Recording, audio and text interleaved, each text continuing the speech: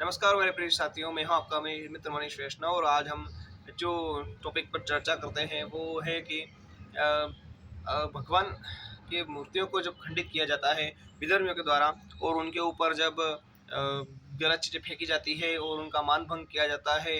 वो पुराने प्राचीन समय में भी कितने ही हम देखते हैं कि 45,000 से ज़्यादा मंदिर विधर्मियों ने तोड़ डाले। तो एक बात यह निकल कर आती है सबके मन में कि क्या भगवान में बल नहीं है?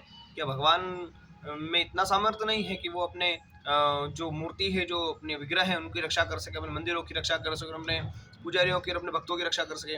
क्या ये भक्तों की रिस्पॉन्सिबिलिटी या जवाबदारी है कि वो अपने भगवान की या अपने उनके श्री विग्रह की रक्षा करें और अगर उनमें वो नाकामयाब रहे तो उनको उखाड़ कर फेंक दिया जाएगा और उनके मंदिर को तोड़ दिया जाएगा।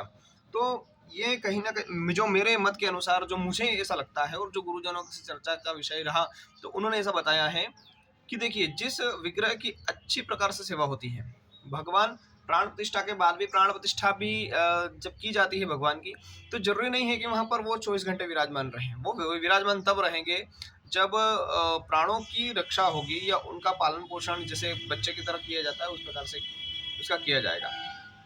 कैसे? अब इस बात को हम थोड़ा-सा सोचते हैं कि प्राण प्रतिष्ठा तो कर दी, उसके बाद में उसकी नियमित सेवा होनी चाहिए। इसीलिए पुजारी की व्यवस्था रही हमारे सनातन धर्म में प्राचीन समय से और उसके बाद में उसका भरण पोषण करने के लिए भक्तों के द्वारा वहाँ पर भेंट की जाती है कि जिस प्रकार एक व्यक्ति के लिए जो जो चीज़ आवश्यक होती है वो है प्राण प्रतिष्ठा के बाद में। तो उस व्यक्ति के लिए दो समय यदि भोजन है तो दो समय व्यक्ति जिस प्रकार भोजन करता है उसी प्रकार भगवान के लिए भी भोजन की व्यवस्था की जाएगी, उनके रहने खाने पीने और जिस भी प्रकार से जो एक व्यक्ति के लिए हमारे षोडशोपचार की पूजा होती है कि उनको पहले उनको उनके पैरों में जल डालना, उनके हाथों में जल देना, उनके मेहमान घर पे आते हैं उनको पानी पिलाना, फिर उनको स्नान करवाना, फिर उसको वस्त्र पहनाना, फिर उनके लिए चंदन वगैरह की व्यवस्था करना, उपटन लगाना, उनके लिए विविध प्रकार के अलंकार के द्वारा उनको सजाना, उनको जनेऊ धारण करवाना, जगनोपवीत धारण करवाना और इस प्रकार से उनकी सेवा अर्चना, वंदना वगैरह और आरती पूजा वगैरह सब की जाती है। तो ये जहाँ जिस मंदिर में या जिस विग्रह की इस प्रकार से सेवा की जाएगी, वहाँ पर प्रभु की स्थिति यानी उस जो विग्रह है, उसका जो देवता है, वहाँ पर प्रतिष्ठित रहेगा और बिल्कुल वहाँ पर उसका हर व्यक्ति को रिस्पॉन्स भी मिलेगा। पर जहाँ जिस विग्रह में सेवा करने वाला कोई नहीं है, वहाँ पर उसकी देवता की दिव्यता में और विग्रह की दिव्यता में कमी देखी जाती है, ऐसा विद्वानों का मत है। तो ऐसा साधु पुरुषों ने अनुभव किया है और मुझे भी कहीं न कहीं ऐसा लगता है कि शायद ये बात सत्य होगी।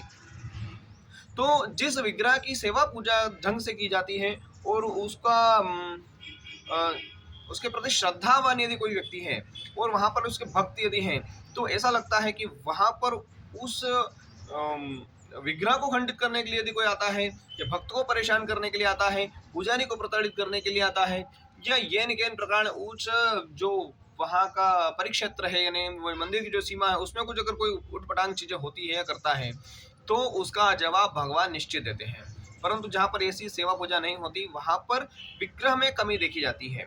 क्योंकि देखिए, प्राचीन समय में जो मंदिर तोड़ दिए गए, विग्रह को खंडित कर दिए गए, उनकी जगह मस्जिद बना दी गई या उनको ज़मीन में बिल्कुल गाड़ दिया गया, उनको मिट्टी डाल दी गई, भूमि के अंदर उनको दफना दिया गया और अब जब निकल के आ रहे हैं कि उसके ऊपर तो वो मस्जिद थी और उसको तोड़ा और उसके बाद में जो है अब मंदिर निकल के आ रहे हैं, तो क्या भगवान में शक्ति नहीं रही? तो निश्चित मेरे हिसाब से भगवान कहीं न कहीं तो उसको परिणाम दिया होगा, पर भगवान ऐसा भी है कि पहले आप जो करते हैं उसके लिए स्वतंत्र करते हैं कि आप जो करो, जो आपको करना है कर सकते हो, उसके बाद परिणाम देते हैं। ऐसा कहीं न कहीं और जहाँ पर सेवा पूजा ढंग से नहीं की जाती, वहाँ पर उसके शक्ति में कमी देखी जाती है। तो निष्कर्ष ये निकल कर आता है कि हमको प्रभु की किसी भी एक विग्रह के लिए भी विग्रह तभी बिठाएँ, जब उसकी सेवा पूजा ढंग से हो सके और यदि ढंग से सेवा पूजा नहीं हुई, तो भगवान एक जगह तो टिकते नहीं हैं। वो बाल मुकुंद भगवान जो बाल स्वरूप है कृष्ण का, वही स्वरूप आप जान लीजिए भगवान का कि वो जैसे और हनुमान जी जो है, वो बाल समय में एक जगह माता जी ने उनको पकड़-पकड़ के रखती थी, टिकते नहीं थे। अंगिरा ऋषि ने उनको श्राप देना पड़ा उनको। तो इस प्रकार से कहीं न कहीं आप देखिए कि भगवान जो नटखट हैं, एक जगह बैठते नहीं हैं और वो सुबह शाम की जो संध्या मन की जो सेवा है, सुबह आरती उतरेगी और फिर रात को भी आरती, शाम शाम को कम से कम इतनी आरती, तो 2 तारी आरती होती है। वैसे इस्कॉन की संस्था में और वैष्णव में तो बहुत ज़्यादा सेवा की जाती है भगवान की। एक एक दिन में 7-7 बार आरती उतारी जाती है बहुत सी बार। वृंदावन आदि, श्रीनाथ जी आदि की जो सेवा है, तिरुपति बालाजी की जो सेवा है, वो बहुत उच्च उच्च कोटि की सेवा होती है। सोने चांदी के थालों में भगवान को भोग लगाया जाता है। अब दूसरी बात ये निकल कर आती है कि क्या भगवान भूखे हैं?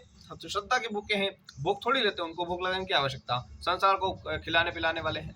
हाँ प्रभु, ये बात सत्य है कि वो संसार को भरण पोषण करने वाले हैं, तो भी उन्होंने ये बात क्यों लिखी गीता में, श्री कृष्ण भगवान ने क्यों कही कि जो भी आप जो अर्पण करते हो पहले देवताओं को और मुझे अर्पण करो, उसके बाद आप उसका भोग लगाओ, आप उसको खाइए। जो भी खाने पीने की चीजें मुझे जो दीजिए, देवताओं को अर्पण कीजिए, उसके बाद मंत्र वगैरह बोलिए, उसके बाद मुझे उसके बाद आप भोग लगाइए।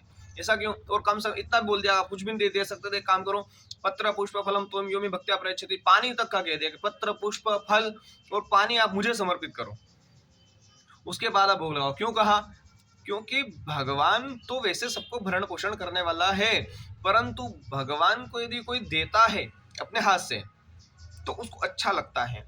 भगवान ने जीवों को क्यों बनाया? उसने नटखटपने करने के लिए बनाया। अपने ही शरीर से, अपने ही आत्मा से असंख्य आत्मा उत्पन्न कर दी उसने। अपने अपने शरीर से कई जीवों को उत्पन्न किया, असंख्य, गिन नहीं सकते इतने जीवों को उत्पन्न किया उसने। क्यों किया? क्योंकि हम उनकी सेवा कर सकें, हम उनसे, वो अकेला था तो हम उसके साथ नटखटपन कर सकें, हम उसके साथ खेल सकें, हम उनको दुख दर्द सुना सकें। भगवान के द्वार पर जाकर ऐसा नहीं है कि हम उसको दुख दर्द नहीं सुनाए, तो हम सुनाते हैं तो सुनता है भगवान। कीड़ी के पग नूपुर बाजे साहिब उसको सुनता है, तुलसीदास जी लिखा है। चींटी जो रहते हैं ना, कीड़ी कितनी छोटा जीव है, उसके पैर कितना छोटा होगा, उसका घुंघरू कितना छोटा होगा, अगर बांध दिया जाए तो उसके पैर, वो चलती है तो वो घुंघरू बजता है, तो वो भी साहिब सुनता है, परमात्मा सुनता है उसको। तो ऐसा नहीं है कि हम यदि उसकी सेवा अर्चना विग्रह कर रहे हैं तो उसकी सेवा कोई सुनेगा नहीं, सुनता है वो, उसके परिणाम। तो जो तुरंत परिणाम वहां मिलता है जहां पर तुरंत जहां पर सेवा पूजा अच्छी तरीके से होती है, तो वहां पर जो विधर्मी लोग आएंगे उनको भी वो जवाब देगा। इस वीडियो में वो लंबा हो जाएगा, इसलिए मैं यहीं पर विराम करते हैं। दूसरे किसी पार्ट में इसको मैं पूरा करने की कोशिश करूंगा। जय श्री राम।